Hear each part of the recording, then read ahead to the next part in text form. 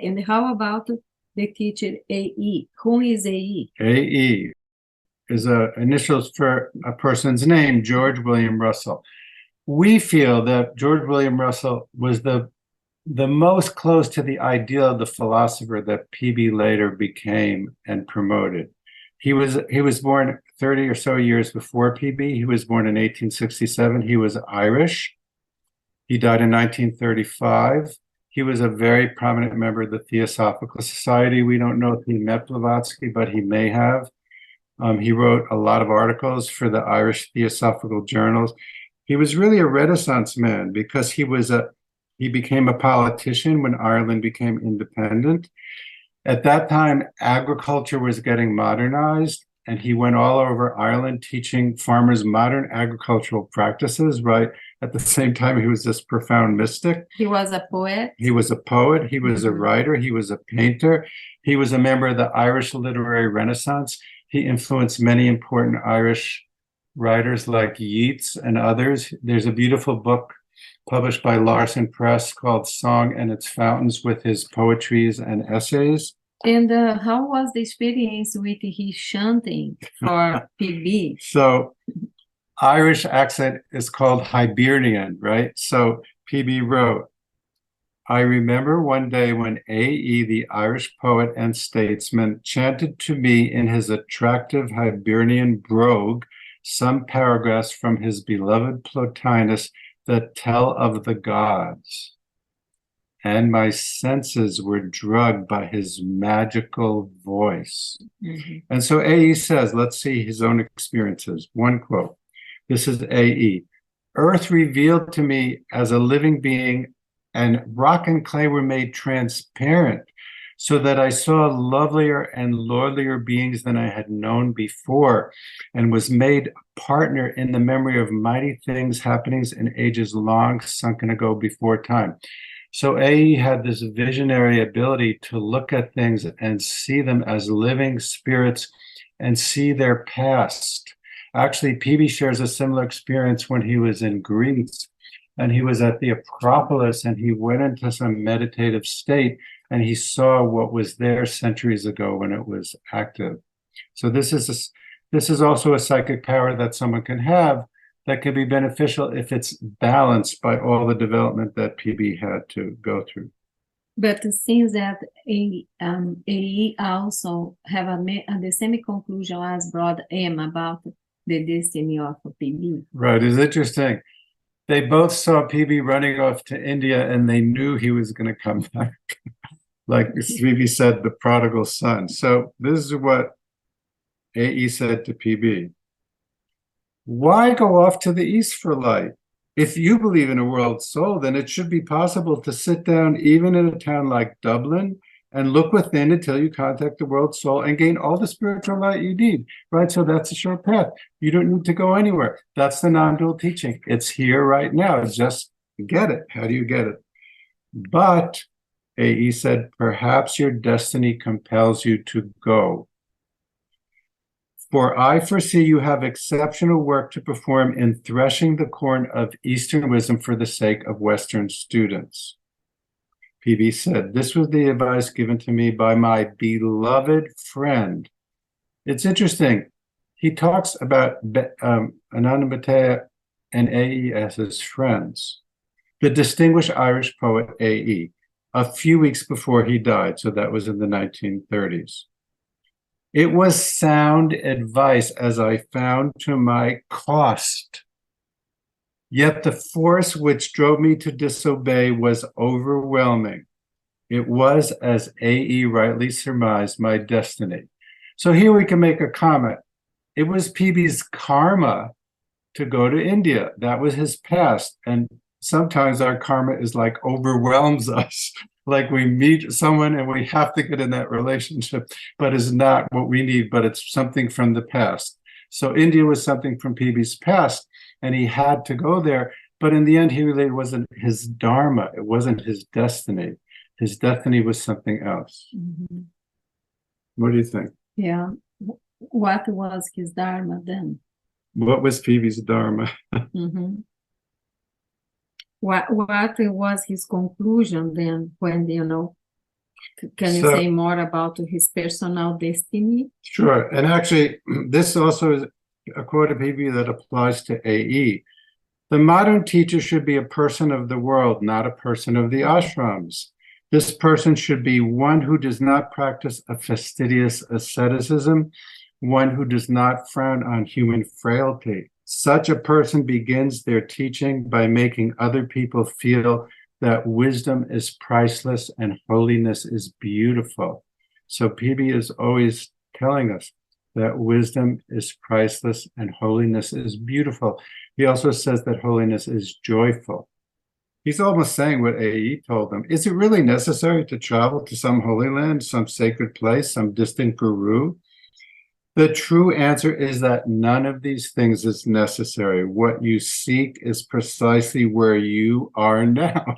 What AE told him, but AE PB couldn't listen, right? Maybe we can't listen because we have a destiny, we have a karma that forces us into things that isn't what we really need spiritually, but we have to burn it off. And then we have to find what we look for within ourselves. Should we read along? There's a long more quote about this. Should we read it about PB's cosmic vision? Because Gran asked about that before. Yeah. Mm-hmm. For many years, I was enthralled with the spiritual glamour of India. The need to go there became a strong one, and in the end, I surrendered to it.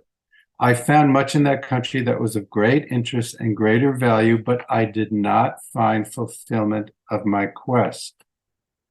Now, this is interesting. The fulfillment of my quest did not come to me until I was back again in the Western Hemisphere. Indeed, the cosmic vision, which revealed the presence of infinite intelligence throughout life, throughout the universe, and throughout history, which explained so many of the higher laws to me, came incongruously enough while I was sitting in a hotel room in Chicago. Not in front of Ramana, After all not in an ashram in India. kilometers and thousands of kilometers of traveling, But hundreds of interviews, correct, many readings. Then he was in the room in Chicago when he had really his final illumination. and like he said, the first two initiations were mystical and personal. This initiation was cosmic. It reminds me of his student Chigurino, who's behind us. Chigurino wrote a book called The Path of Fire, which is all the laws of nature, all the spiritual principles, all the laws that govern the manifestation of the universe. That comes from a cosmic initiation. Mm-hmm. If you read The Wisdom of the Overself, PB talks about the birth of the universe, the cycles of evolution. That kind of knowledge is not personal. That kind of knowledge is universal or cosmic. And here he just perceived that all what he did in the past to India was a older, ancient complex. So let's read what he says. With this humbling insight in the hotel room in Chicago, and you don't need to go find out which hotel it was and visit the hotel, right? We just need to know it could happen anywhere. With this humbling insight, the need to go to India disappeared. And then I saw that it was really an ancient complex, a kind of auto-suggestion inherited from my own far reincarnatory past. So PB was reincarnated in India, and it was part of who he was, and it pulled him back. Indeed, I found out that had I remained loyal to my inward direction that I had originally traveled, I need never have gone to India at all, nor to those other Asiatic countries where I sought for truth. This is complicated because he went to India, he met Ramana Maharshi, he introduced Ramana Maharshi to the West, he did all these amazing things. So from the short path, non-dual point of view, he didn't need to go to India. But from the long path historical point of view, let's just say it was very fruitful and it wasn't a waste of time. But from the most highest point of view, it was auto-suggestion and unnecessary. Mm-hmm. Like you might go through some difficult, or you go through an experience in your life and you say, that really wasn't necessary, but I had to go through it, right? You had to get past it. Okay, what else did he say? What I needed could be very well found within myself, but I had accepted the suggestion out of my past as well as out of the lips and writings of other persons. And so I deviated from the inward way. The shortcut which the journeys to Asia offered turned out to be the long way. For I wandered over other people's roads, and in the end I had to return, as we all have, to my own road. Indeed, there was nowhere else to go, and my quest ended there, in a hotel room in Chicago. But actually, we know that even after he had the cosmic vision, and he stopped searching, he didn't have the final illumination that produced what is called Sahaja consciousness, which we can talk about at another time, but that came even later. Any more questions? If he has these teachers and he reflect about the importance of to have teachers, what is his conclusion about the teacher? Is necessary, isn't necessary? How could we, which is the relationship between the teacher and the student? So, do I need a teacher? Good question. We could see that PB's teachers really helped him. They gave him a model of what he later was to advocate, which is to live in the world, right? Brother M was a businessman. Alan Bennett was a chemist. AE was all these things. So PB said, I deeply admire the genius and humbly respect the attainment of each guru, but I do not feel that it is proper to let them or any other person I have so far known have a controlling influence over me. So you can learn from a teacher, but you shouldn't be dominated, controlled by a teacher. Mm-hmm. He said, there is no contradiction between advising aspirants at one time to seek a master and follow the path of discipleship and advising them to seek within and follow the path of self-reliance at another time. The two counsels can be easily reconciled, for if the aspirant accepts the first one, the master will gradually lead them to become increasingly self-reliant. If they accept the second one, their higher self will lead them to the master. So here's another important point about teachers that PB says. The teacher does not encourage you to be dependent. PB never encouraged anyone to be dependent on him. That is why he spoke about the independent path, correct? One day you could share. He called it the independent path. He said, any teacher that fosters dependency is not a true teacher. Mm-hmm. The teacher, it helps awaken you to your higher self. And when you contact your higher self, the higher self might help you find the teacher if you need one. Yeah. Or not. Mm-hmm. So then he says, the truth is that nearly all aspirants need the help of human guides, expert human guides, and printed books when they are actively seeking the spirit, and of printed books at least when they are merely beginning to seek. So who printed books? PB. PB gave us what we need, and we can find what we need in the books. And PB even said you can contact him by reading his books, because when you read his books, you enter his mindset. You don't need to physically have a teacher. He says the need of a spiritual guide is nearly as great as ever today and remains but little change. But the character of the relation between disciple and teacher has to change. The old following in blind faith must give way to a new following in intelligent faith. So what do you think? Should we say anything else for today or any concluding thoughts? I think it was a good explanation. Did I answer your questions? Yeah. Okay. I think it was. Hope so for you also could be a good, synthesis about the PB early teachings and teachers, and looking forward to see you the next time. First, I want to ask you a question. So you started off by talking about the philosophic star. Yeah.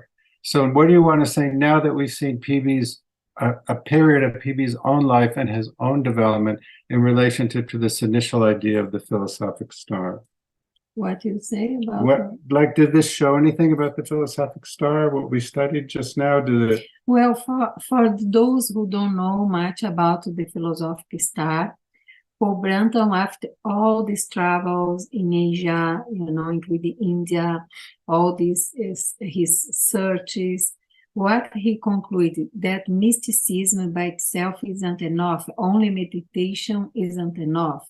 And then it is when he brought the idea of the philosophic star, because this star has 5 points. And what is the 5 developments that we need? We need reflection, we need meditation, we need moral re-education, we need reverence, and we need services. Then, for those who want to go into the path of philosophic star being, it's important to have a balanced aspects. All these 5 points has to be in balance. That is then, what do you think? I think, with PB since the beginning, he was, going step by step into this philosophical star, development. And he, in the end of his life, he accomplished, had this fulfillment. And just to continue the metaphor, one of PB's important students in the US, who was a minister in Ohio in a large church, who met PB, later wrote about PB. He called PB a radar star. Yeah. That there's certain beings who themselves are like a star, and they're like radar beams. Mm-hmm. So he called him star being. So PB was called the star being by other people. Okay, thank you once again for putting up with us. See you next time. And the idea is to bring to you more information about the other teachers that PB had in the East. Right, in his journeys. His journey. But always with the goal of using PB as a symbol for us of what is possible for us, and not to talk about PB as a private person, which PB said doesn't count.